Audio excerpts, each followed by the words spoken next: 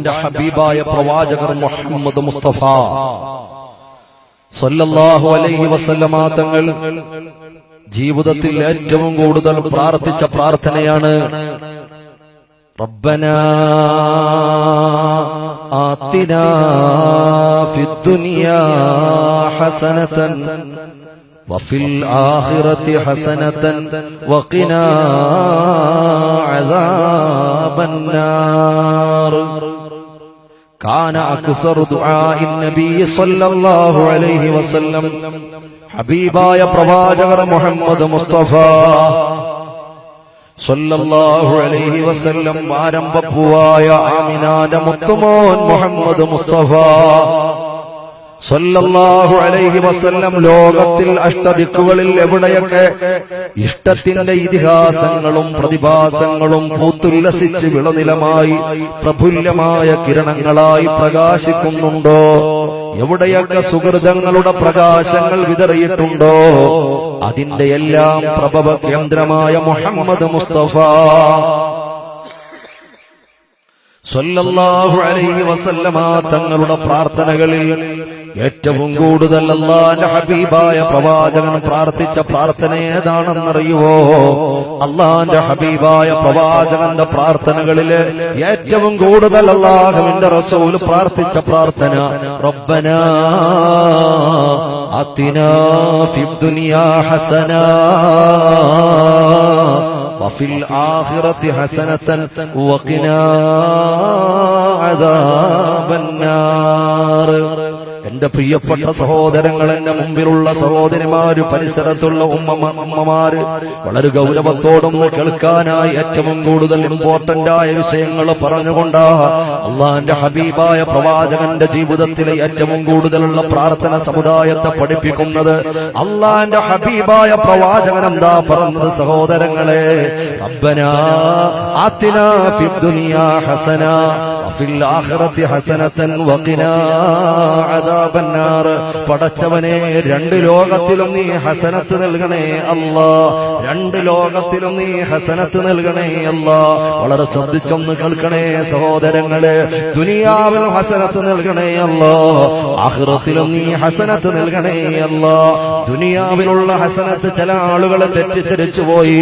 കുറെ സമ്പത്ത് കിട്ടലാണോ, കുറെ പ്രതാപം കിട്ടലാണോ, കുറെ പ്രൗഢി കിട്ടലാണോ ദുനിയാവിലുള്ള ഹസനത്ത്? ദുനിയാവിലുള്ള ഹസനത്ത് ഏതാണെന്നറിയുവോ? ഇഖ്ലാസോടെ അല്ലാഹുവിന് ആരാധനകളോടെ അടുപ്പം കാണിക്കാൻ, പടച്ചവനോട് അതിലയിക്കാൻ അല്ലാഹു അവസരം കൊടുത്തവനുണ്ടല്ലോ, അവൻ ആ ദുനിയാവിൽ അല്ലാഹു ഹസനത്ത് കൊടുത്ത ആള്. പണം കിട്ടിയവനല്ല, പ്രതാപം കിട്ടിയവനല്ല, പൊളിറ്റിക്കൽ പവർ കിട്ടിയവനല്ല. പടച്ചവനെ അംഗീകരിച്ചുകൊണ്ട് ആരാധനകളുടെ ആഴങ്ങളിലൂടെ കടന്നു പോകാ സഹോദരങ്ങളെ, ആർക്കാ ഭാഗ്യം കിട്ടിയിട്ടുള്ളത്? അല്ലെങ്കിൽ നമ്മളൊരു കാര്യം പറയേണ്ടി വരും. അള്ളാന്റെ ഹബീബായ പ്രവാചകൻ ജീവിതത്തിൽ ഏറ്റവും കൂടുതൽ പ്രാർത്ഥിച്ച പ്രാർത്ഥന അള്ളാന്റെ ഹബീബായ പ്രവാചകനെ സ്വീകരിച്ചിട്ടില്ല എന്ന് പറയേണ്ടി വരും. എപ്പോൾ? ദുനിയാവിലുള്ള ഹസനത്ത് കുറെ സമ്പത്ത് കിട്ടല, കുറെ പണം കിട്ടലാണ് എന്ന് നമ്മൾ തെറ്റിദ്ധരിച്ചു പോയാൽ അള്ളാഹുവിന്റെ റസൂല് ജീവിതത്തിൽ ഏറ്റവും കൂടുതൽ പ്രാർത്ഥിച്ച പ്രാർത്ഥന സ്വീകരിച്ചില്ലയോ? അള്ളാന്റെ റസൂല് ജീവിതത്തിൽ ഏറ്റവും കൂടുതൽ പ്രാർത്ഥിച്ച പ്രാർത്ഥനയ്ക്ക് ഉത്തരം കിട്ടിയില്ലയോ സഹോദരങ്ങളെ? 100 വട്ടം ഉത്തരം കിട്ടി. അതുകൊണ്ടാ പറയുന്നത്, പടച്ചവനെ അംഗീകരിക്കാനും അല്ലാഹുവിലേക്ക് അതിലയിക്കാനും ഒരു മനുഷ്യന് ദുനിയാവിൽ കിട്ടുന്ന ഭാഗ്യമുണ്ടല്ലോ. റബ്ബനാ ആതിനാ ഫിദ്ദുനിയാ ഹസനതൻ വഫിൽ ആഖിറതി ഹസനതാ.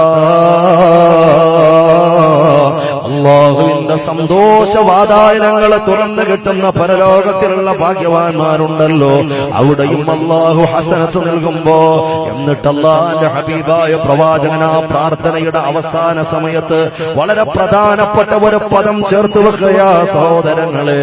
വഖിനാ അദാബന്നാർ.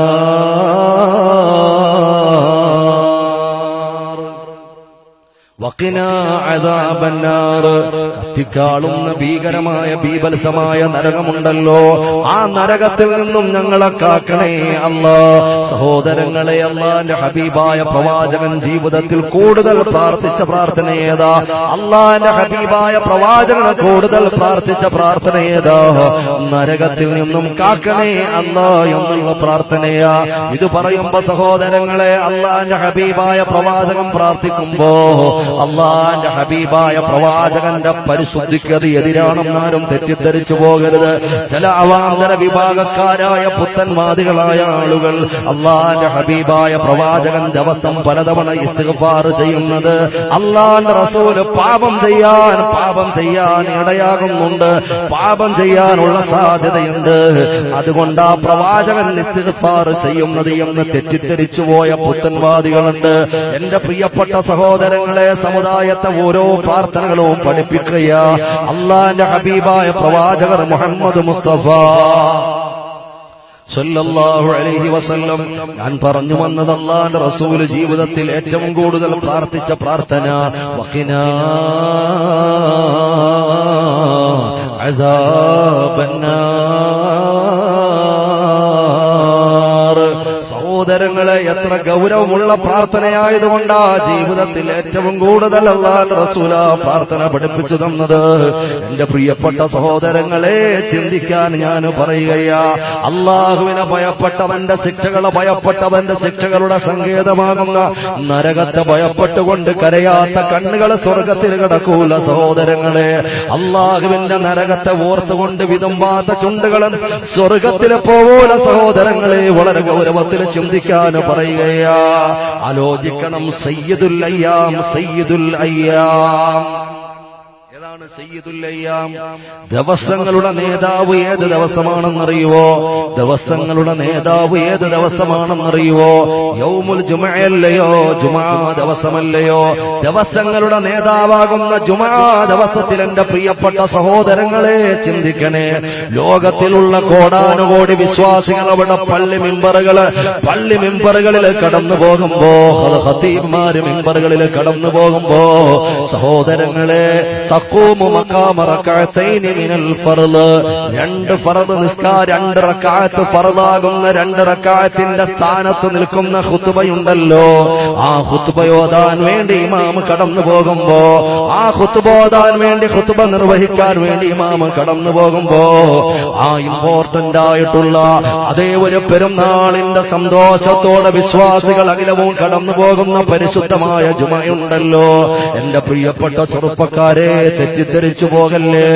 ആ ജുമയിൽ മാത്രം പോയി ഒപ്പിട്ടാൽ, ആ ജുമാ നിസ്കാരത്തിൽ മാത്രം പോയി അവിടെ കടന്നു പോയാ, ഞാൻ എല്ലാ ആഴ്ചയിലും ജുമാ നിസ്കരിക്കുന്ന ആളാ, അതുകൊണ്ട് ഞാൻ രക്ഷപ്പെടുമെന്ന് ആരും തീരുമാനിക്കല്ലേ. അങ്ങനെ വെള്ളിയാഴ്ച ഒരു കുർബാന കൊണ്ട് മാത്രം രക്ഷപ്പെടുന്ന കാര്യമല്ല. പടച്ച തമ്പുരാൻ തന്ന 24 മണിക്കൂറിൽ 25 മിനിറ്റ് പടച്ച തമ്പുരാന് വേണ്ടിയിട്ട് മാറ്റിവെക്കാനുള്ള സന്മനസ്സില്ലാത്ത ആളുകളെ, പടച്ചവന്റെ മുമ്പിൽ അവൻ മുസ്ലിമല്ല, അല്ലാഹുവിന്റെ മുമ്പിൽ അവൻ അംഗീകാരമില്ല.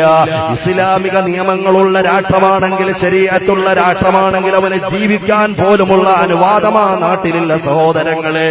അതുകൊണ്ട് ഞാൻ പറയുകയാ, എല്ലാ വഖത്തുകളും നിസ്കരിക്കുന്നവനാണ് മുസൽമാൻ, പേരുകൊണ്ട് മുസ്ലിമാവൂല. മുസ്ലിം കുടുംബത്തിൽ പിറന്നു എന്ന കാരണത്താൽ മുസ്ലിമാവൂല.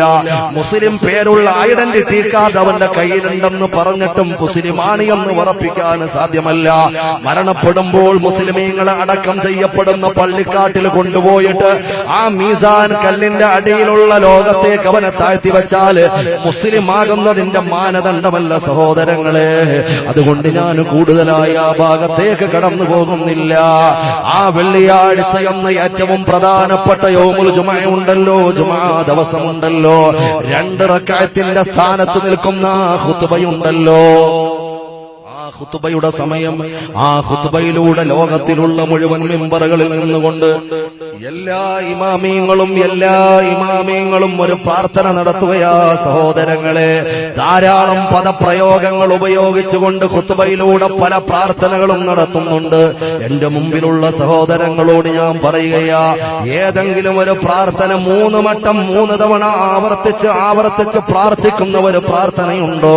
ലോക മുസ്ലിമീങ്ങൾ ഏറ്റവും കൂടുതൽ ഇജാബത്തോടെ ഏറ്റവും കൂടുതൽ പ്രാർത്ഥനയ്ക്ക് ഉത്തരമുള്ള സമയമാണെന്ന് കണക്കാക്കുന്ന വെള്ളിയാഴ്ചയുടെ ഏറ്റവും ഇമ്പോർട്ടന്റ് ആയ സമയമാകുന്ന ആ ഖുതുബയ്ക്ക് ശേഷമുള്ള പ്രാർത്ഥനയുണ്ടല്ലോ, ലോകത്തിലുള്ള മുഴുവൻ വിശ്വാസികളും ആമീൻ പറയുന്ന പ്രാർത്ഥനയുണ്ടല്ലോ, ആ ഒരു പ്രാർത്ഥനയിൽ 3 തവണ ആവർത്തിക്കുന്ന പ്രാർത്ഥന ഏതാ സഹോദരങ്ങളെ?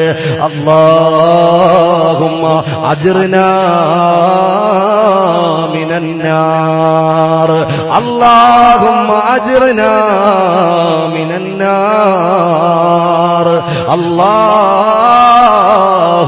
അജ്റിനാ മിനന്നാർ. പടച്ചവനെ, കത്തിക്കാളുന്ന ഭീകരമായ ബീഭത്സമായ അല്ലാഹുവേ നരകമുണ്ടല്ലോ, ആ നരകത്തെ തൊട്ട് ഞങ്ങളെ കാക്കണേ അല്ലാ എന്ന് ഇമാം ഖുതുബയിലെ ദുആയിൽ ഉൾപ്പെടുത്തിക്കൊണ്ട് പ്രാർത്ഥിക്കുമ്പോ, ചെറുപ്പക്കാരാ, നീ അപ്പോഴും വാട്സാപ്പിലല്ലയോ, നീ അപ്പോഴും ഫേസ്ബുക്കിലല്ലയോ, നീ അപ്പോഴും പള്ളിമൂലയിലിരുന്നു കൊണ്ട് ഓൺലൈനിലല്ലയോ? എന്തു ദുരന്തമാ പൊന്നുമോനെ. ആ സമയം നിന്റെ നരകമോചനത്തിന് വേണ്ടിയിട്ട് ഇഖ്ലാസോടം ആമീൻ പറയാ, ഇഖ്ലാസോടം ആമീൻ പറയാ. അല്ലാഹുവേ തൗഫീഖ് നൽകണേ അല്ലാ. ഇന്നേതാ ദിവസം?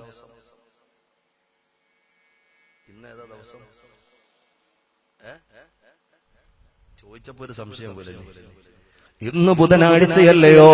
നാളെ കഴിഞ്ഞാൽ വെള്ളിയാഴ്ച കടന്നു വരുമ്പോ ഇൻഷാ അല്ലാഹ് വരുന്ന ജുമുഅ നിസ്കാരത്തിന് നിങ്ങൾ പള്ളിയിൽ ഒരുമിച്ച് കൂടുമ്പോ ഇമാമി പ്രാർത്ഥന അരക്കുമ്പോ ഒന്ന് ഇഖ്ലാസോടെ ആമീൻ പറയാൻ പറയുകയാ, അല്ലാഹുമ്മ അജ്റിനാ മിനന്നാർ,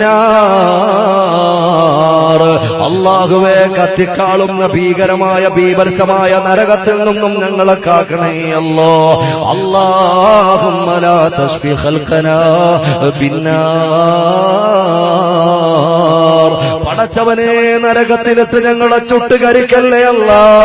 ഇമാം ദുആരക്കുന്നു.